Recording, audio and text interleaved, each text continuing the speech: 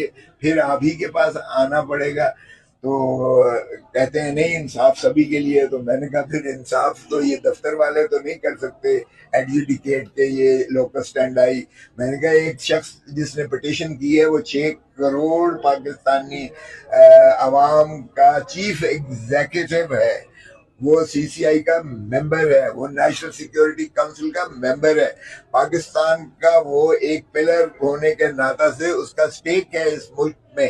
اور وہ کہہ رہا ہے کہ نیشنل کوہیشن کے لیے، نیشنل یونٹی کے لیے ہمیں جو ہے ایک ایسا دشمن جو للکار رہا ہے اس کے لیے متحد ہونا اور متفق ہونا اور اتحاد کر کے ایک سیسا پلائی دیوار کی طرح ہونا یہ لازم اور ملزوم ہے پاکستان کی اس کے لیے بقا اور ترقی کے لیے. تو اس لیے پیرول پر کیا. تو وہ کہنے لگے کہ ان کو سزا بھی ہوئی ہے. میں نے کہا وہ بھی اپیل آپ کے پاس زیر تجویز ہے، اس لیے کہ حتمی نہیں ہوتی سزا، اور اپیل جو ہے وہ اس کا تسلسل ہوتا ہے، کنٹینیویشن ہوتی ہے.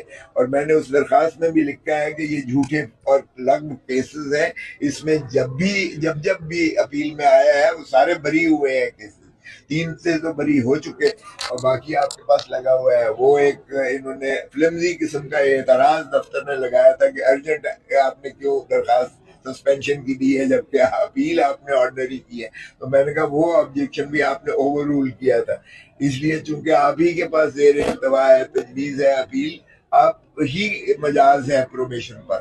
ان کا یہ اعتراض بھی تھا کہ دفتر نے جو اعتراض کیا کہ جی پٹیشنر خود کیوں نہیں آیا پریزنر. تو اس میں بھی ہم نے نظیر دی نہیں کی عدالت کی ان کے سابق پیش رو کی، جس نے کہا کہ کوئی دوست، کوئی رشتہ دار، کوئی بھی کر سکتا ہے نالش کسی پریزنر کے بارے میں.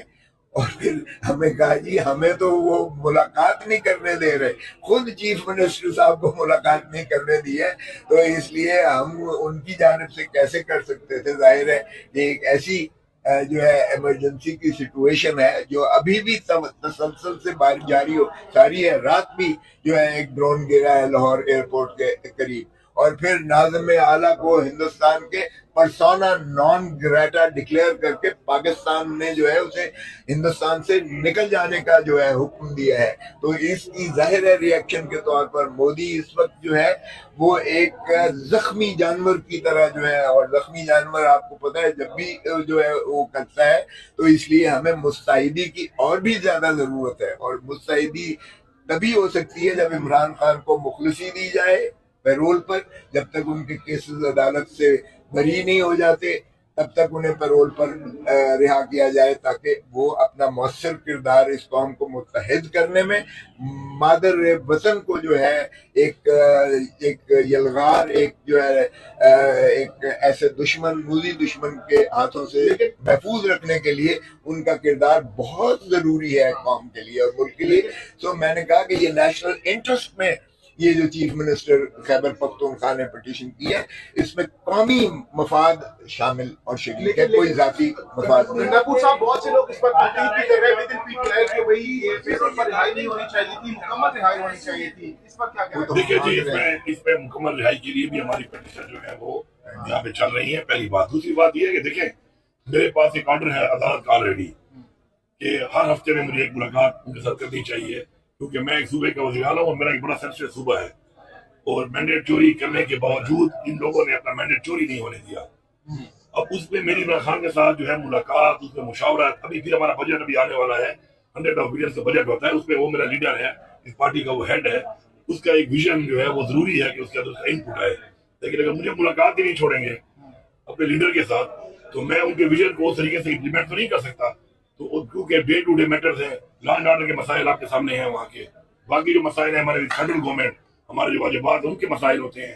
باقی ہم نے کن چیزوں وغیرہ فختوں کے لیے جاتے ہیں تو ضمانتیں نہیں ملتی ہیں، انصاف اس ملک پہ نہیں مل رہا، اور وہی وجہ ہے کہ جو ڈائریکشن ہے پاکستان کی عوام کی وہ ایک طرف جا رہی ہے، اور جو ڈائریکشن ہے اس مینڈیٹ چور حکومت کی، ان کے ساتھ ملے ہوئے اداروں کی جنہوں نے بٹھایا ہے ان کو، ان کی وجہ سے اس وقت مودی جیسے لوگ جو ہیں وہ ہمارے پہ حملہ آور ہیں. اور اسی کیونکہ آپ کی یہ چیز پریویل کرتی ہے، آپ کے ملک میں کیا ہو رہا ہے یہ پریویل کرتا ہے. انویسٹمنٹ کیوں نہیں آ رہی؟ کیونکہ پوری دنیا جانتی ہے کہ یہ مینڈیٹ چوری کر کے یہ حکومت کو مسلط کیا گیا عوام کے اوپر.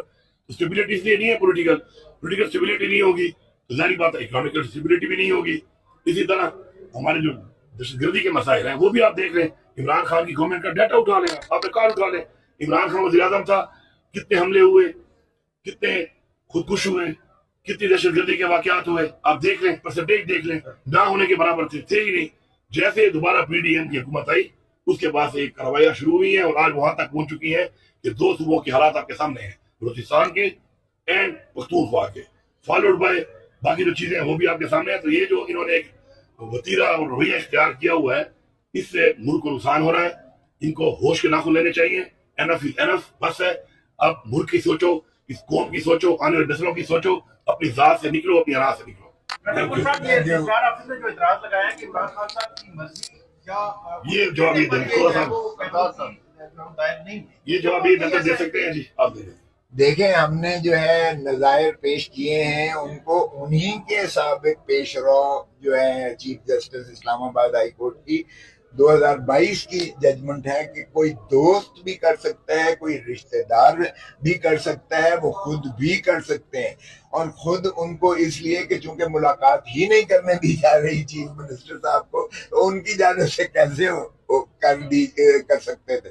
سو وہ نظائر موجود ہیں. پھر میں نے مثال دی کہ آرٹیکل 45 میں صدر پاکستان کسی سے پوچھ کے ریمٹ نہیں کرتا پرزنر سے, اور اسی طرح جب حب سے بھیجا ہوتی ہے کی درخواست دیتے ہیں تو کوئی رشتہ دار, کوئی عزیز, کوئی دوست جو ہے دیتا ہے اس کی بجائے. تو کہنے لگے کہ یہ تو حب سے بھیجا نہیں ہے. میں نے کہا حب سے بھیجا کی مانند ہی ہو گئی, جب ملاقات نہیں کرنے دی جا رہی تو تب وہ حب سے بھیجا ہی ہو جاتی ہے. وہ نظائر ہم نے دیے, اور میں نے کہا یہ نظائر آپ پر بائنڈنگ ہے, تو اگر آپ نے ان سے اختلاف بھی کرنا ہو تو بھی لارجر بینچ اس کو سماعت کر سکتا ہے, آپ نہیں کر سکتے. اور پھر دوسری بات یہ ہے کہ دفتر کو تو یہ ویسے ہی کوئی اختیار نہیں ہے, یہ جوڈیشل سائٹ پر, ایگزیکٹو سائٹ پر اس کی ڈٹرمنیشن نہیں ہو سکتی کہ لوکس اسٹینڈائی ہے یا نہیں. یہ لوکس اسٹینڈائی کی بات تھی. میں نے کہا جی ایک چیف منسٹر ایک صوبے کا 6 کروڑ لوگوں کا نمائندہ, جو خود سی سی آئی کا ممبر ہے, جو خود نیشنل سیکیورٹی کونسل کا ممبر ہے, جو پاکستان کی جو ہے وحدانیت کا جو ہے علمبردار بھی ہے, وہ کہہ رہا ہے کہ عمران خان کی مخلصی قومی جو ہے یگانگت کے لیے لازم اور ملزوم ہے. تو ایسے میں آپ لوکس اسٹینڈائی کو اس اعتراض کو جو ہے درخور اعتنا کر کے میرٹ پر سنیے گا. اور میرٹ اسی چیز کا متقاضی ہے کہ نہ صرف ان کی جان کو خطرہ ہو سکتا ہے, کیونکہ مودی کو اگر کھٹکتا ہے تو صرف عمران خان کھٹکتا ہے, اس لیے کہ عمران خان پاکستان کے عوام کی دلوں کی دھڑکن ہی نہیں ہے. عمران خان ایک ایسا بین الاقوامی قائد ہے, اسٹیٹس مین ہے, سیاستدان صرف نہیں, اسٹیٹس مین ہے, جو مسلم امہ پر بھی بہت زیادہ قداور شخصیت کی حیثیت سے مانا جاتا ہے اور جانا جاتا ہے, اور وہ مسلم امہ کو بھی اکٹھا کر سکتا ہے. تو یہ نہ صرف مفاد پاکستان میں, یہ مفاد مسلم پوری دنیا کے مسلمان امہ کی جو ہے یہ کرتا ہے, اور مودی کو ظاہر ہے یہ کھٹکے گا. اس لیے تو ہمیں نہ صرف یہ کہ ان کی زندگی کا جو ہے ہم سے متمنی ہے ہماری عوام جو ہے کہ ان کو سیکیور کیا جائے, بلکہ قومی اتحاد اور یگانگت بھی پاکستان کے دفاع اور پاکستان کو آگے لے جا سکتی ہے. تو اس لیے وہ اعتراض ان کا بالکل غلط ہے.